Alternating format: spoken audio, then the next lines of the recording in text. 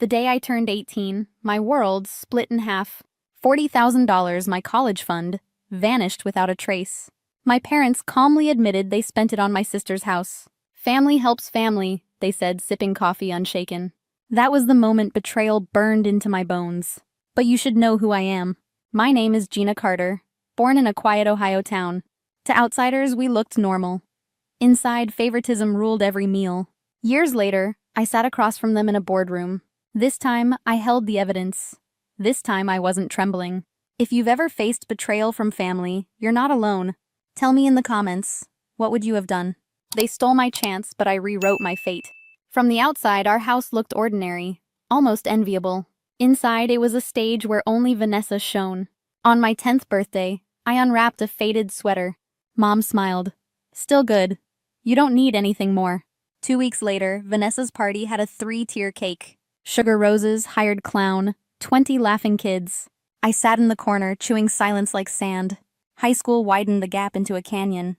I wore her worn shoes, soles frayed and uneven. Meanwhile, Vanessa got new outfits each season.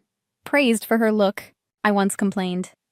Dad's eyes hardened, his words sharp. Gina, you're stronger. You'll manage. She needs more than you. A compliment shaped like a leash, choking me small. Only Grandpa Patrick saw through the cracks. In his wooden house, apple-scented, he whispered truth. You have a fire, Eugenia. Don't let them put it out. When I was 12, he placed a key in my palm. This is your freedom. 40,000 saved for education. Only yours. For once, I believed someone trusted me completely. Years later, Columbia sent a conditional acceptance letter. I nearly cried holding it, proof that effort mattered. I clutched Grandpa's key, convinced the door would open. But the bank's screen glowed 0. Nothing. A clean theft. I raced home, letters shaking, voice trembling, demanding answers. Dad leaned back, calm as winter stone. We used it for Vanessa's house. She needed stability. Mom's eyes flickered pity, but her words stabbed deep. You're stronger. You'll find a way. She isn't capable. My knees went weak. My voice cracked. That was mine. Dad's tone cut steel. Don't be selfish. We're family. In that moment, I realized family meant everyone but me. Vanessa smirked, half pity, half triumph like she'd won again. I packed a suitcase, notebook, clothes, Grandpa's key. The door slammed, echoing like a coffin lid. That night, Walmart's yellow lights became my ceiling. Loneliness wrapped me tight, sharp as barbed wire. They took my chance, not my choice. The Ford Taurus became my narrow, rattling bedroom. I learned invisibility like a survival art. Brush teeth at dawn in public restrooms. Smile so no one guessed the truth. Instant noodles steamed fog against cracked windows. Each bite tasted of humiliation, but also defiance. Walmart lights hummed lullabies through sleepless nights. Loneliness scraped like sandpaper inside my chest. At Mrs. Jenkins' cafe, Mercy finally knocked. She noticed my coins counted to the penny. Work the night shift, she said, eyes kind. It wasn't much, but it was oxygen. After closing, I opened a battered laptop. Borrowed Wi-Fi flickered. My fingers trembled alive. Hello World appeared. Tiny words birthing hope. Every line of code was a rung upward. Python, HTML, JavaScript. Each night another brick laid. By day, I was dishwasher, pizza driver, tutor. Money trickled in, barely enough for gas. But each job fueled the fire within. Sometimes I overheard students laugh about internships. Their carefree voices bruised me, but also fueled me. I thought of Dad's words, sharp and cold. You're stronger. You'll manage. Yes, I would manage, on my own terms. One rainy night, Professor Morris walked in. He saw me coding between dirty tables. What are you studying? He asked gently. I never got to college, I admitted. I'm teaching myself programming. His brow furrowed, then softened. You have potential. Apply for a scholarship. I'll recommend you. My chest cracked open like spring after frost. Between shifts, I wrote essays, raw and honest. I told the truth. Betrayal, survival, resilience. No mask, no embellishment, just me. Weeks later, soap suds on my arms. An email arrived. Congratulations, scholarship awarded. I sank to the floor, tears and soap mingling. Mrs. Jenkins hugged me that night, whispering, See, knowledge can't be repossessed. Ohio State's campus stretched like a new horizon. Red brick, maple shade, crowds rushing backpacks. My dorm was tiny but warmer than any car. Still, survival wasn't over. Roommates argued over bills, late payments endless. I sketched an idea. Split nest. Track expenses, Split cleanly, remind gently. At first, only us four used it, but word spread, and soon dozens downloaded. One stranger stopped me, smiling wide. Your app saved my group from fighting rent. Recognition tasted like lightning in my veins. Enter the startup competition, a professor urged. Fear hissed, but memory of betrayal roared louder. Daniel, a classmate, joined me, full of design spark. Nights blurred into sunrise, coffee fueling ambition. We practiced pitches until our voices steadied. I walked on stage, told my car-sleeping truth. The room erupted in applause, belief thundered back. We won 20,000. Oxygen turned into wings. I planted roots in asphalt, and they held. Graduation came with borrowed robes and unborrowed pride. Split Nest grew into Summit Finance, a larger promise. Students downloaded faster than we could even sleep. Northwestern Med students asked for loan tracking, gentle reminders. We built a credit ladder, first scores, fresh hope. 10,000 downloads stormed the first month. 12 teammates, cold pizza, and midnight cheers. Series A funding loomed, sharp suits and bright lights. I pitched with steady fire, voice cut clean. Great Lakes Ventures signed $5 million into our hands. I bought a small apartment overlooking Lake Michigan. Each sunrise reminded me I wasn't that car-bound girl. But in Ohio, my family's empire crumbled. Vanessa's fashion startup collapsed under debt and false pride. Credit cards maxed out. Mortgages stacked like teetering chairs. Divorce stripped away her illusions, leaving her hollow. My parents kept shielding her, sinking deeper into ruin. Neighbors whispered, "The Carters are finished." The news reached me like static on the wind. Then one morning, my assistant rushed pale. "Your family's here. They're in the lobby." The words landed like a ghost resurfaced. I walked out, saw them aged, deflated. Dad's hair gray, Mom's eyes rimmed in desperation. Vanessa sat dressed fashionably, but her gaze hollow. Two children sat scrolling phones, detached, oblivious. Dad straightened, voice trying to recover authority. "You have more than enough.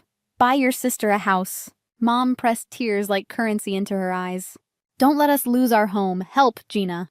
Vanessa whispered, "My kids need stability. I'll change, I promise." Their pleas rang rehearsed, sharp with manipulation. I wasn't 18 anymore. I wasn't trembling or waiting for permission. I asked security for a private boardroom.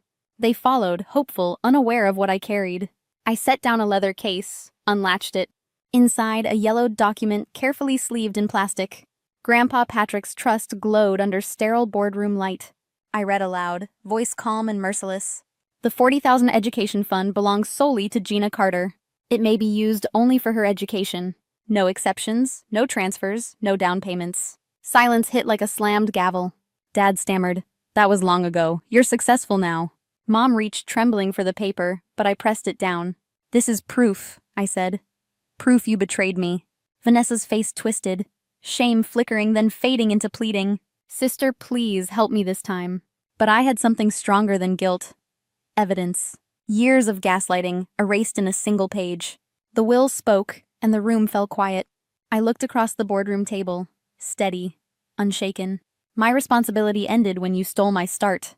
Dad rose, voice rising like old thunder. "You're ungrateful. Your grandfather would want you to help." His words cracked like brittle glass across the room. I turned, sharp as steel. "If he were alive, he'd never let you touch that fund." Mom trembled, tears sliding into rehearsed lines. "Gina, please, we only wanted the best for both." But the truth stood taller than their excuses. The silence was suffocating, thicker than smoke. Vanessa twisted her hands, then whispered, "I'll change, I swear." But her eyes carried the same hunger as before. It wasn't repentance, it was desperation wrapped in pity. I laid their wounds in simple counts. "A year stronger, you'll manage." The family helps family after robbing me blind. Loneliness under Walmart lights, no home, no bed. The betrayal, erasing my one key to freedom. They stared, silent, unable to deny history. I rose from my chair, calm but cutting. "You took my 18. You won't take my future." Dad's mouth opened, closed, searching for old control. But the balance of power had shifted forever. I didn't choose revenge dressed in spectacle. I chose precision, boundaries, and lasting gates. Back at headquarters, I called my attorney. We drafted a new foundation, the Patrick Carter Scholarship. Each year, students from Shadows would find their light. But I didn't stop there. I created a private trust for Vanessa's children. Locked conditions, tuition only, no adult indulgence. Neither she nor my parents could ever touch it. I didn't do it for her. I did it to sever the cycle. In therapy, I faced ghosts I once buried. I described birthdays forgotten, laughter rationed, dreams stolen. The counselor nodded, teaching me boundaries weren't selfish. They were seatbelts, keeping me alive through the crash. Some nights, Walmart lights haunted my sleep. I could still hear Dad's voice, cold as marble. But I reached for Grandpa's key and breathed steady. His words echoed. Don't let them put out your fire. Finally, I wrote one last message. No contact unless through counsel, I typed. My finger pressed send, and silence followed. That night, I slept the first full sleep in years. No weight of their demands, no phantom guilt. Power wasn't shouting or revenge. Power was walking away, line drawn sharp. Power was choosing peace over manipulation. I didn't burn bridges. I replaced them with gates. Mornings by Lake Michigan feel like forgiveness cooling steel. Waves clap against the shore, steady as my heartbeat. I no longer wake to Walmart lights humming above. Instead, sunlight spills through glass across rippling blue water. On my wall hangs a wooden plaque. It reads, "Family doesn't mean control. Boundaries mean strength." I trace those words each morning, steadying my breath. The Patrick Carter Scholarship grows year by year. Students unfold letters at kitchen tables, tears spilling hope. They walk stages I once only dreamed of. Each cap tossed skyward feels like a quiet victory. Vanessa's children now hold their own safeguarded trust. Education only, shielded from history's repetition. They will never know what it meant to sleep cold. They will never be told, your sister deserves more. I don't measure healing by apologies never given. I measure it by peace filling the spaces they left. Coffee with teammates, a jog along the lake, a night coding without ghosts at my shoulder. Sometimes memory stings like an old scar. But scars don't weaken. They testify survival. Pain taught me to audit love, to ledger trust. If you've been through this, you're not alone. Tell me where you're watching from and when. We're a constellation, surviving under different skies. Together, brighter than any shadow that tried to hold us. Grandpa said, "This key is your freedom." He was right. But freedom became something more. Not money. Not revenge. The power to choose peace. I set the key down, and the door stayed open. Before saying goodbye, if this story touched your heart, please give it a like. And share it with someone who needs to hear this today. Don't forget to subscribe for more true family betrayal stories. That reminds us we are stronger than we think. I stood near the far end of the ballroom, just close enough to hear every word, but far enough that no one would think I belonged there. The Parker Freight Next Gen Business Gala was everything my father ever wanted. Crystal chandeliers, floor-length gowns, silver-plated name tags, and too many men with their ties pulled too tight. It wasn't just a family affair tonight, it was a crowning. On stage, my father, Richard Parker, stood in perfect light, his hair silvered with age and self-importance. He accepted the Legacy Leader Award from the State Freight Consortium with a gracious nod. The applause was polite. This wasn't about him. It was about the moment that came next. He turned to the crowd with a smile that had moved many mountains in its time. It's easy to build something, he said, but it takes vision to pass it on. Tonight, I'm proud to name my son Jake Parker as interim CEO of Parker Freight. The next generation is secure. Flashbulbs, applause, laughter even. Not from joy, but from certainty. Everyone already knew what was coming. Then he added almost like an afterthought, and my daughter Elaine. Well, she's always had her head in the clouds. Books, ideas, theories. Not everyone's meant for the real world. That one landed harder than anything I'd expected. I felt my jaw lock, but I didn't move. I just listened. To the laughter, to the forks scraping porcelain, to the silence where my name should have mattered. Behind the stage, I could see Harold Klein, our company's longtime attorney.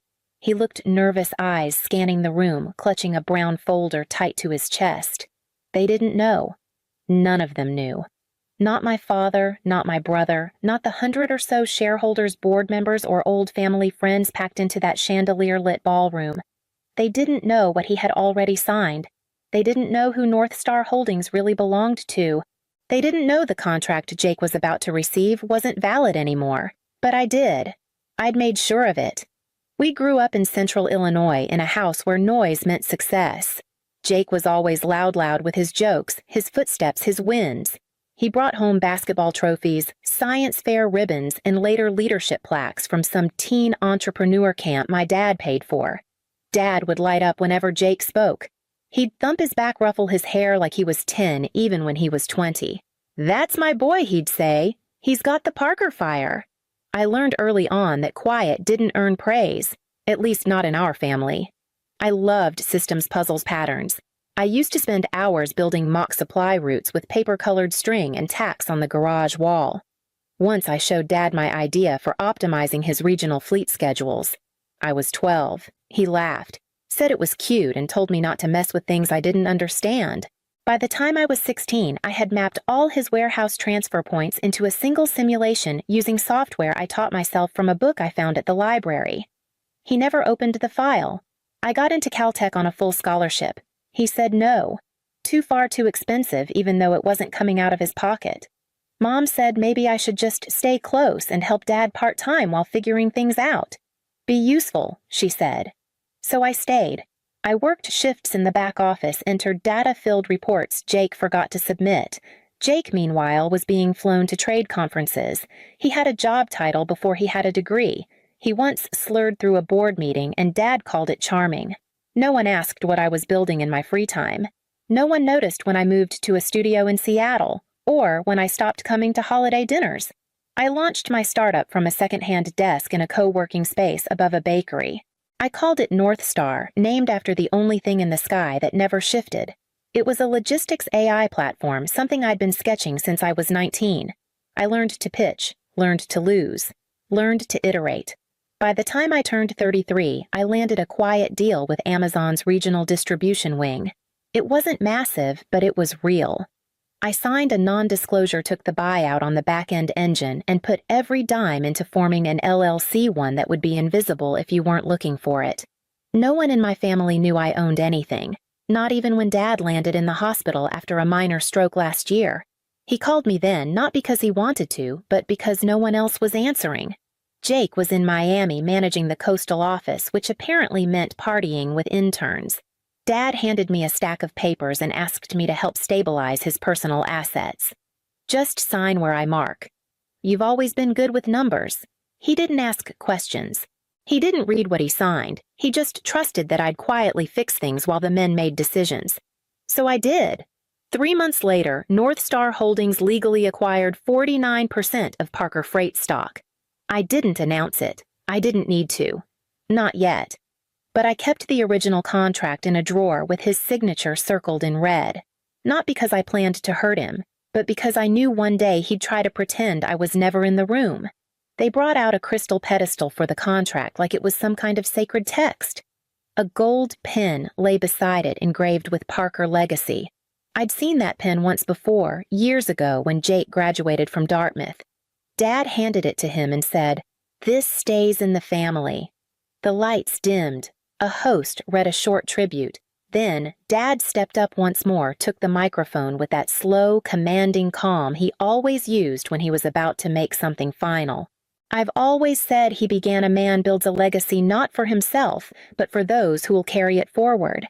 He turned toward Jake, who stood off stage in a fitted navy suit, beaming like this was the coronation it had always been. "I've watched my son grow into the kind of leader any father would be proud to follow." Dad continued. "He's ready. He's proven himself." And today, we formalize that transition. Applause, camera shutters, polite nods from a sea of industry names. Jake walked across the stage to more applause. He reached out for the pen. I stood near the back behind the press cordon. There was no seat assigned to me on the front rows, not even a name card. Someone had written +1 in black marker on my lanyard. I didn't feel angry. I didn't even feel cold. I just took a slow breath, eyes scanning the edge of the stage where Harold Klein stood, frozen, the brown folder still tucked under his arm. He wasn't moving. Not yet. Jake took the pen. He waved to the crowd, then leaned toward the mic. "I've spent the last 10 years learning from the best," he said. "My father built something that lasts. I intend to take it further." He paused, nodded toward Dad, then added, "With the board's blessing, I'll sign now." Another round of applause. Jake turned toward the contract. Klein shifted forward half a step, then stopped again.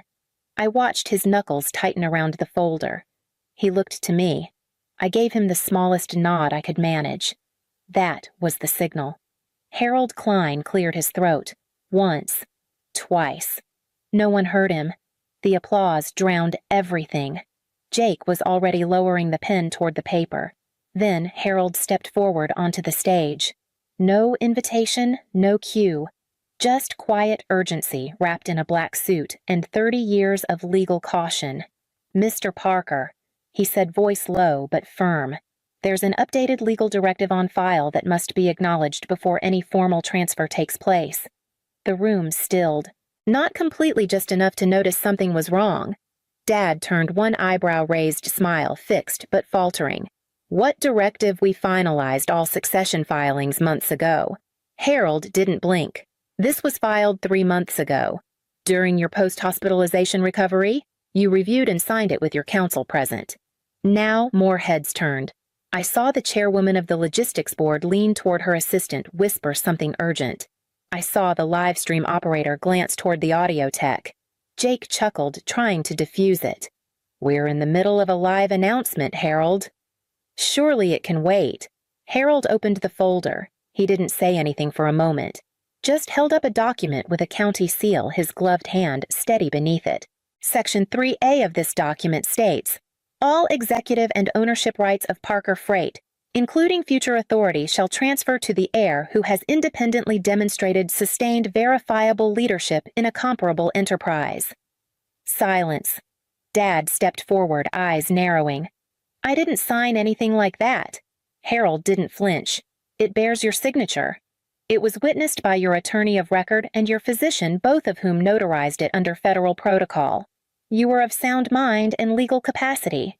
Jake moved toward the document, grabbed it, scanned. His jaw dropped. This is fake," he whispered, but his voice didn't carry the weight it used to.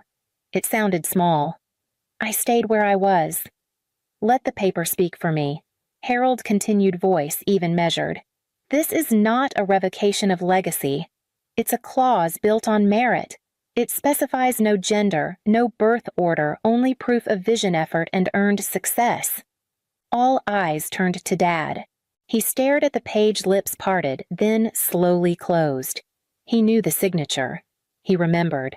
But he hadn't believed it would matter. Not now. Not here. Harold flipped to the next page in the folder, his voice quieter now, but somehow even heavier. "There's one more item," he said. "Annex C Certificate of Stock Transfer." He held it up like it was made of glass. "Effective date 3 months prior. Transfer of 49% of Parker Freight stock to North Star Holdings LLC." Gasps broke out across the room. Someone in the second row knocked over a wine glass. I heard my aunt whisper sharply, "What is North Star?" Jake turned toward Harold, stunned. "That's not a company under the Parker Group." I stepped forward then. My first real step into the light. My heels didn't even echo, just sank into the hush. "It's mine," I said. "North Star Holdings belongs to me." Jake blinked. That's impossible." "No," I replied, calm as the contracts. "It's legal. It's verified. It's done." I looked at my father then. "You signed the transfer when you were recovering. You asked me to help stabilize the company's private holdings. You said I was good with paperwork." He stared at me like he didn't recognize the shape of my voice. "I didn't hide it," I added. "You just didn't read what you signed."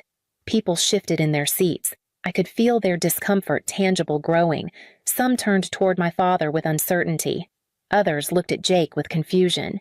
"You used funds from where?" Jake asked, reaching now, grasping for an explanation. "From the back-end sale of my logistics platform to Amazon. You never noticed the deal because I didn't need your last name to get it done." He looked like he'd swallowed glass. Dad tried to speak, then stopped. His mouth opened again, nothing came. He looked to Harold for rescue, but Harold just gently shut the folder. I looked at the board members, at the journalists, at the investors in the second and third rows. I didn't ask to be given anything I said. I built something outside of this family without shortcuts. without dinners, without handshakes passed down like heirlooms. Then I paused, and I bought in, quietly, with my own name, my own effort, and my own money. I didn't take it. I earned it. You just never looked at me long enough to notice. The ballroom doors creaked open again, and this time no one pretended not to notice. He walked in without an announcement. No spotlight, no introduction. Just the kind of presence that turns a room before he speaks. Elijah Morgan, CEO of Orion Tech Industries. Tailored black suit, no tie, silver watch barely visible under a crisp cuff. A man who didn't need to say much to be heard. The moment he stepped into the aisle, the board members stood. Several investors craned their necks. Someone in the front whispered, "That's Morgan." "What is he doing here?" Jake stared, visibly rattled. "This doesn't make sense. He doesn't even deal with regional freight companies." Elijah smiled faintly as he approached the stage. "Evening, everyone," he said, voice smooth as poured steel. "Apologies for the interruption. I thought I'd come in person to congratulate your new CEO." Heads turned toward him, then toward me. Richard looked like someone had pulled the floor from under him. "New CEO." Elijah nodded in my direction. "Miss Parker and I finalized terms last week." Jake stepped forward, eyes wide. "You're lying. You don't do mergers with startups." "We didn't," Elijah said, "until we saw the numbers. Until we tested North Star's back-end engine and realized it could restructure our entire logistics division. Her system cut dead routes by 11%. That's not a pitch. That's proof." The room shifted. The applause was gone, now replaced by something colder calculation. Elijah turned to the crowd. "As of this morning, Orion Tech and Parker Freight have entered a full merger. The new entity is to be called Orion Parker Logistics Holdings. Elaine Parker has been appointed as CEO effective immediately." A few people gasped. Someone near the back dropped a phone. I heard a chair scrape the floor as someone stood too quickly. Dad reached for the edge of the lectern. "You brought outsiders into our company." "No," I said. "I brought leadership into your company. Something it's been missing for a long time." Jake looked at Elijah, desperate. "You don't understand the family dynamic here. You can't just—" "I'm not in the business of families," Elijah said, cutting him off. "I'm in the business of function. Your sister brought us value. You brought us legacy. And legacy doesn't pay the bills." A long pause. No one knew where to look anymore. I stepped forward, calm. When I reached out to Orion, I said I didn't do it to prove anything. I did it because I saw where this company was headed. You thought it needed a son. It needed structure. Jake's mouth opened again, but no words came.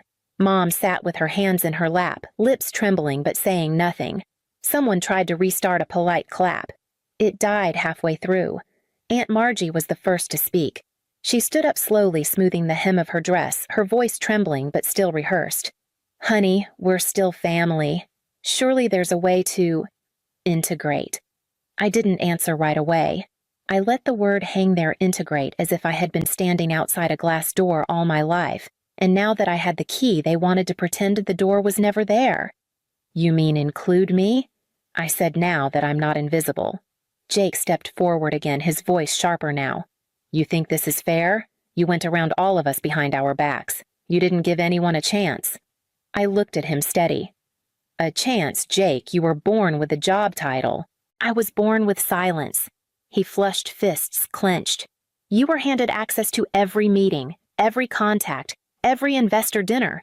You took my ideas word for word and pitched them like they were yours." "That's not true." "Really?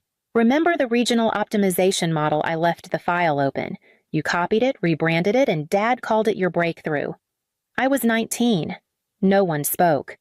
Then I turned to my mother, sitting 2 rows back. "You told me once that girls who make too much noise end up alone."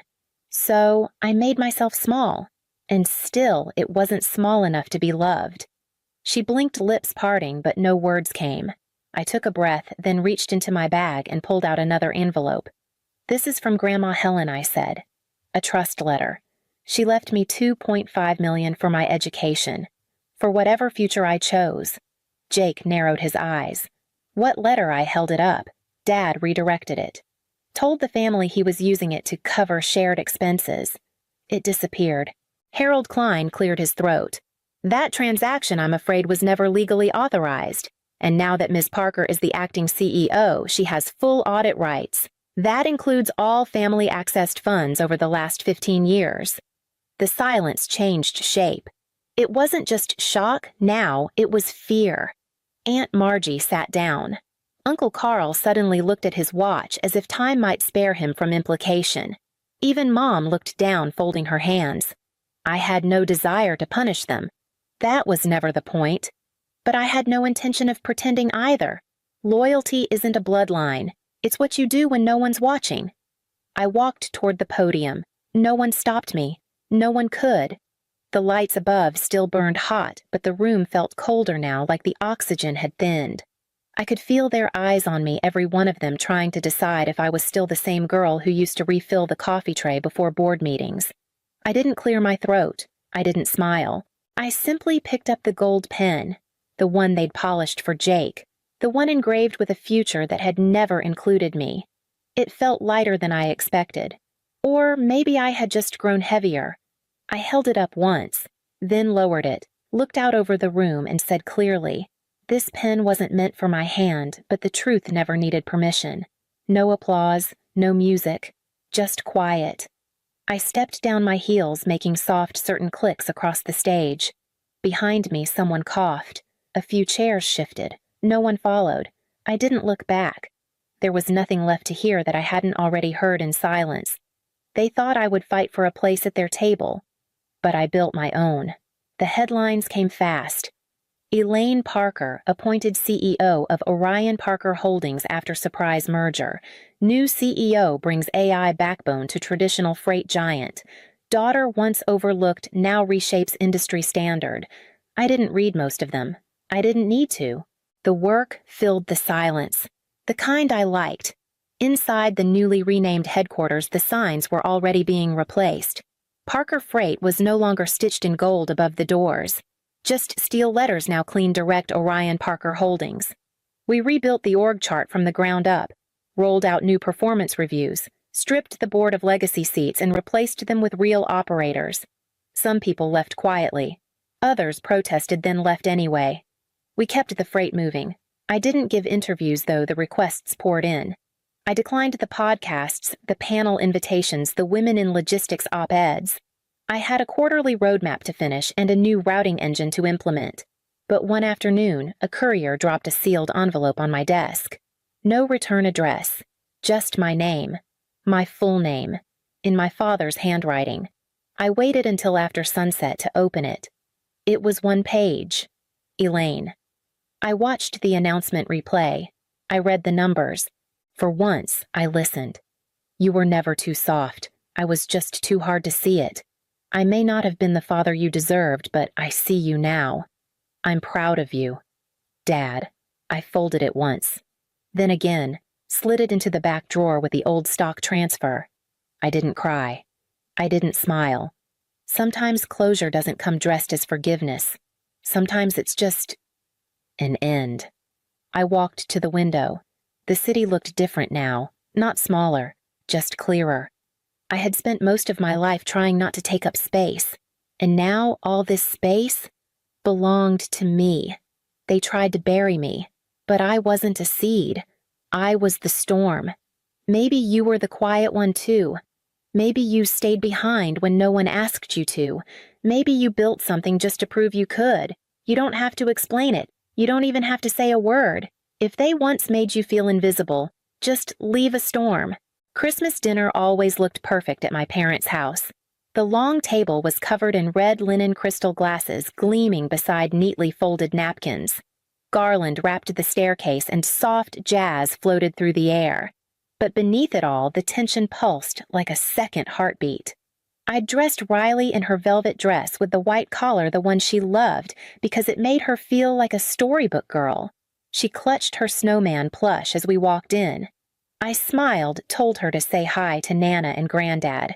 Gwen offered her a kiss on the cheek. Dorian didn't look up. The others arrived in pairs, Eli and his wife, smirking as always, their toddler already sticky with peppermint bark. Small talk filled the air, but none of it touched me. I poured cider and sat at the edge of the table, Riley between me and the wall content with her crackers and giggles. The digs started soft. Eli joked about raising kids the traditional way, two-parent stability, all that. His wife added that some women just rush things and end up raising chaos. Laughter. Gwen laughed too. Not at me, but not for me either. I said nothing. I passed the gravy. Dorian cleared his throat as dessert was served, tapping his fork on his plate like a judge. You think showing up here every year without a husband makes you brave? It makes you pathetic. The room fell still. Riley froze her spoon halfway to her mouth. I didn't flinch. I'd known it was coming, maybe not the words, but the moment. It always came, always in front of an audience.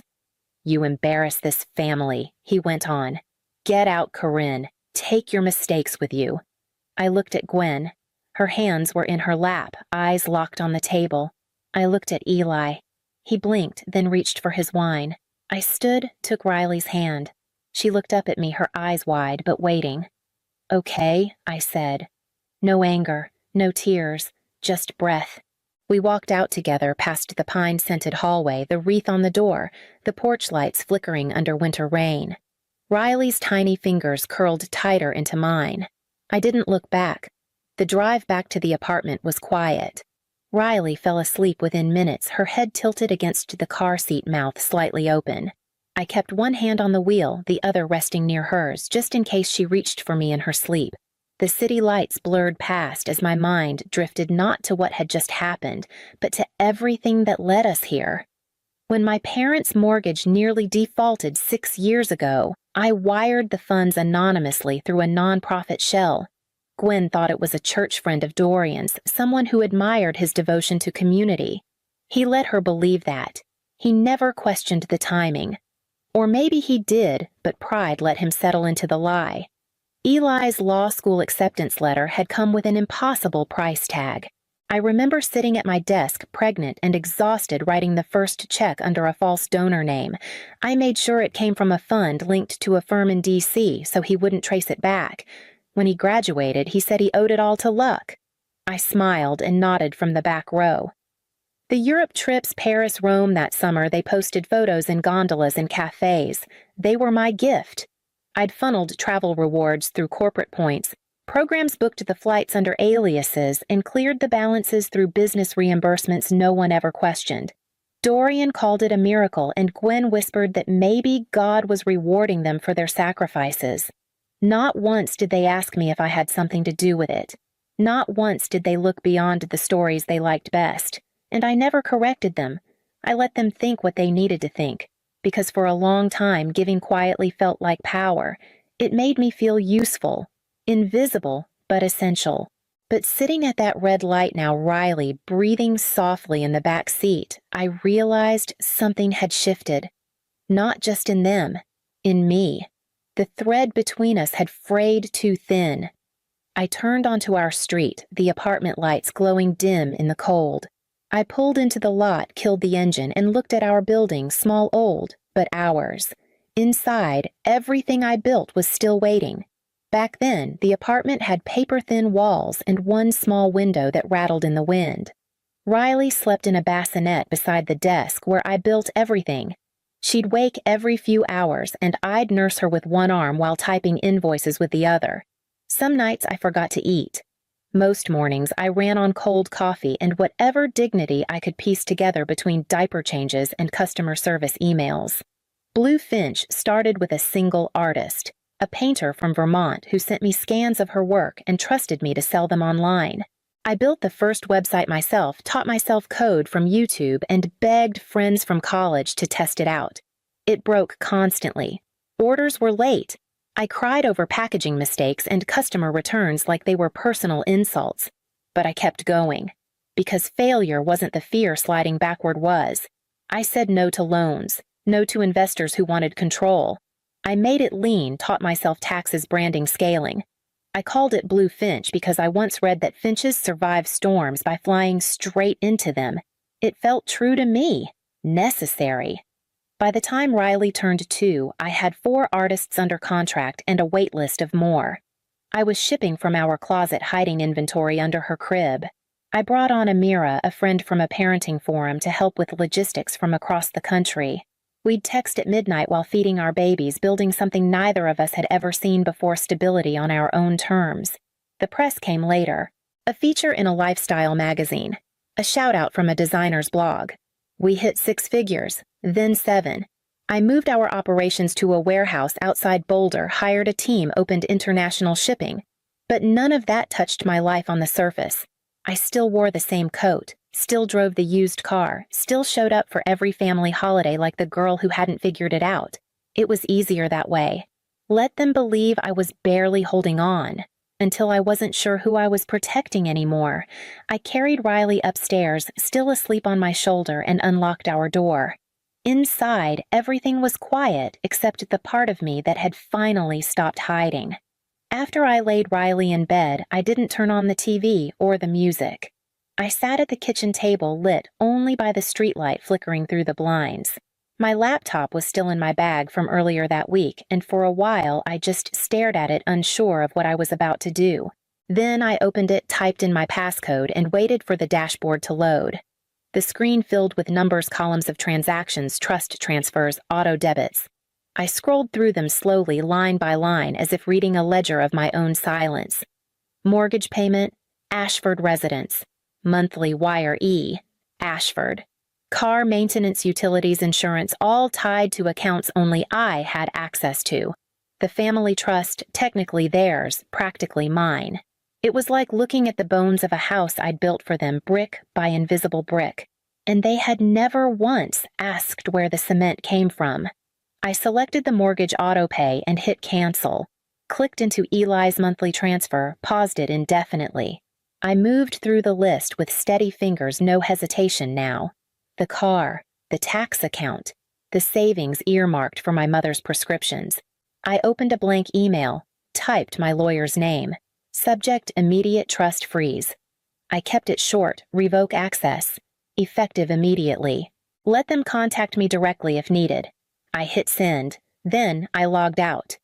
The silence that followed wasn't comforting. It was sharp, like stepping barefoot onto cold tile. But underneath it, something loosened, like a knot I hadn't realized was there. I wasn't angry. Not anymore. I was just done.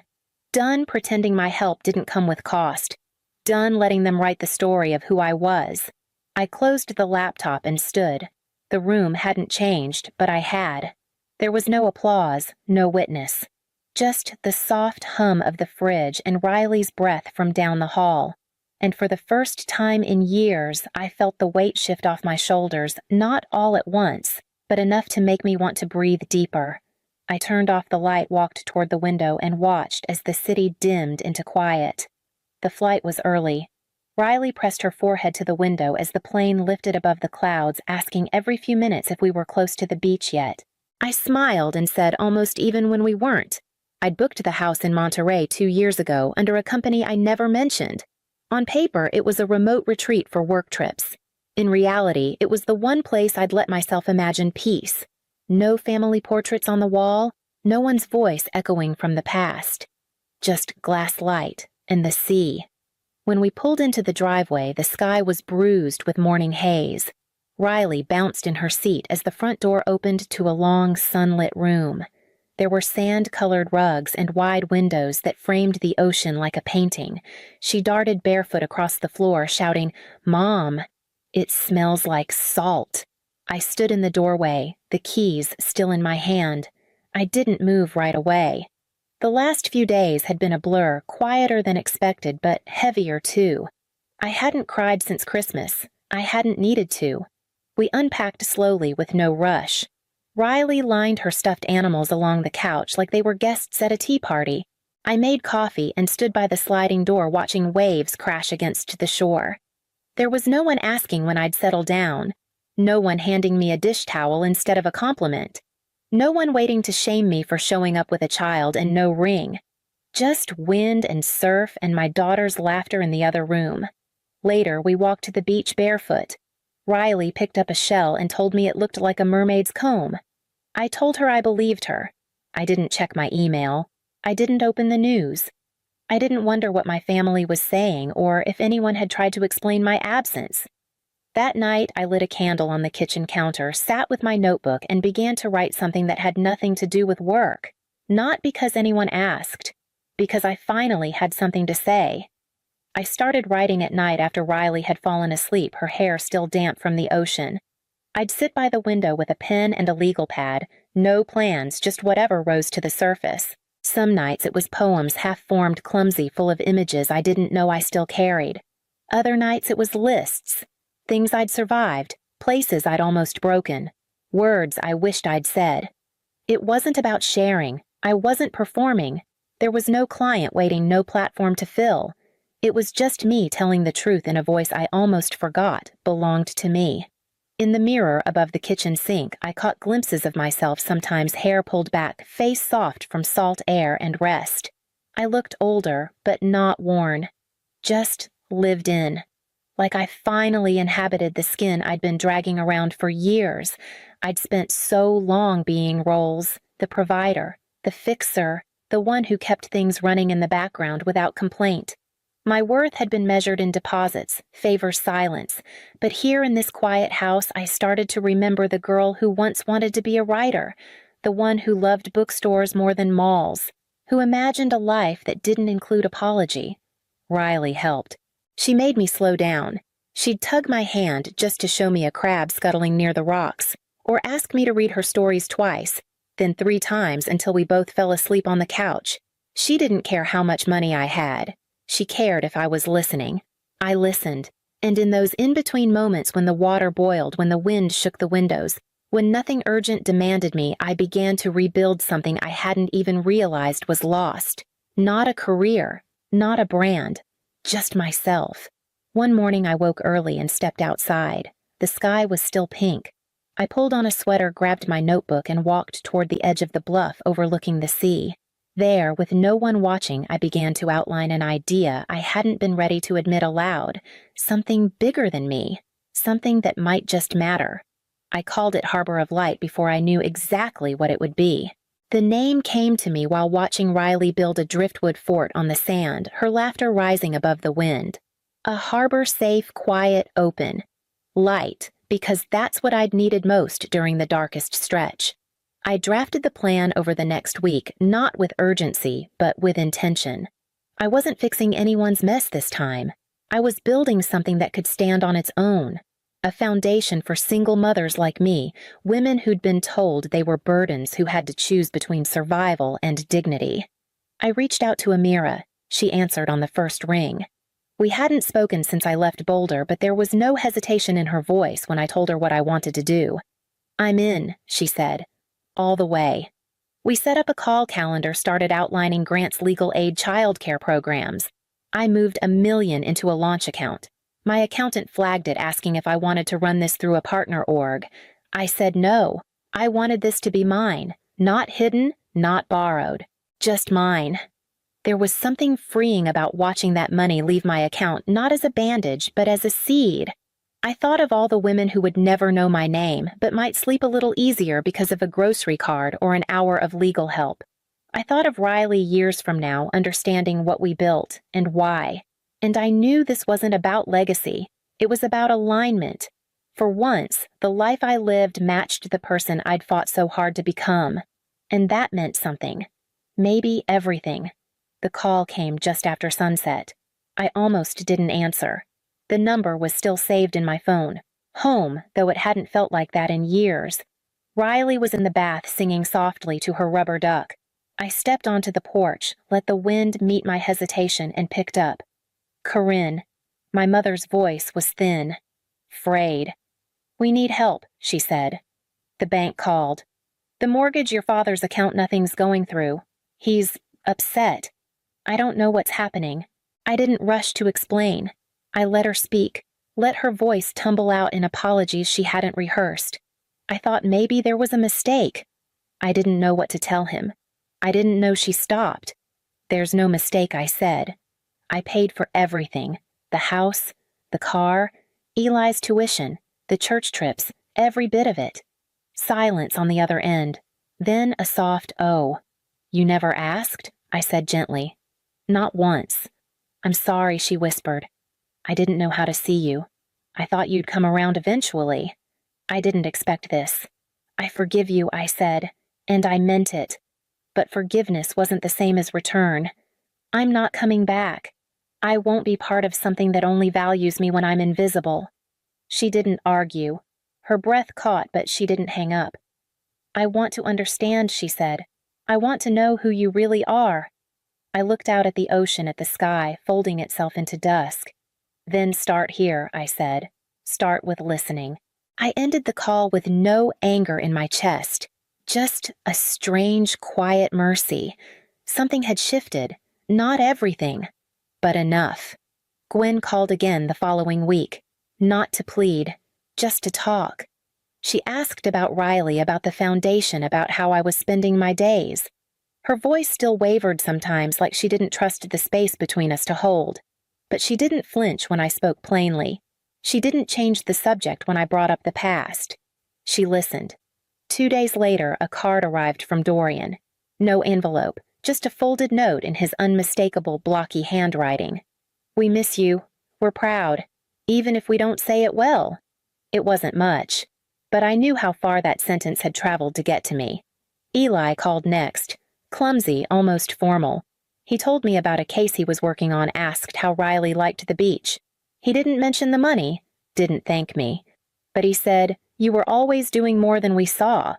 I think I knew that. I didn't offer absolution. But I didn't close the door either. It wasn't redemption. It wasn't some neat reconciliation tied with a ribbon. But it was different, real. And I realized I didn't need to be worshipped. I just didn't want to be erased. I wasn't a burden or a favor or a secret they whispered about in the car. I was their daughter, and I had built something out of everything they overlooked. That alone was enough to make me stay standing, not waiting to be chosen, not asking for space, just claiming what was already mine. I stood on the patio that night with Riley asleep inside and the waves lapping against the rocks. And for the first time, I didn't feel like a ghost in my own story. The day Harbor of Light went live, I didn't hold a press conference. No ribbon cutting, no media splash. Just a quiet email sent to a list of women's centers, shelters, and social workers I'd spent months connecting with behind the scenes. By evening, the inbox was already full. Messages came in from women across the country. Some short, some spilling over with stories of lost jobs, custody battles, long nights spent wondering how they'd stretch a grocery card for another week. Most ended the same way. "Thank you for seeing us." I read them with Riley curled beside me on the couch, her legs draped across mine, her hands still sticky from the orange slices we'd shared. She didn't know what I was reading, but she leaned her head against my shoulder and said, "You help people now, right?" I nodded. "That's good," she whispered, then drifted to sleep. Later, we walked the shore together. The sky was soft with morning light, and Riley ran ahead, her hair lifting in the breeze, arms out like wings. She called my name just to make sure I was watching. I was. Every step I'd taken away from that table, away from the silence, away from the people who never asked, had led here. I no longer needed anyone's permission to feel proud. The waves broke gently against the sand as I picked up a shell and placed it in my pocket, not for meaning, just for memory. And in that quiet, I finally understood. I hadn't just rewritten the story they told about me. I had written something entirely new,